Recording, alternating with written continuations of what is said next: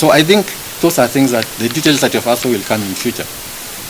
But at least we started with the first step, which is very, very important and crucial for this country. To get people to align them, to align their visions, their platforms, their plan of government, it takes time. I don't know why we expect that it will be, a 1 day or 2 days affair. We are on a journey, and we hope that by God's grace, that journey will culminate in the best interests of the people of Kenya getting better leadership. The truth of the matter is that, yes, we were scheduled to have a retreat to plan so many things, institutionalization and so on and so forth. But it was postponed because the dates could not work for some members of the group.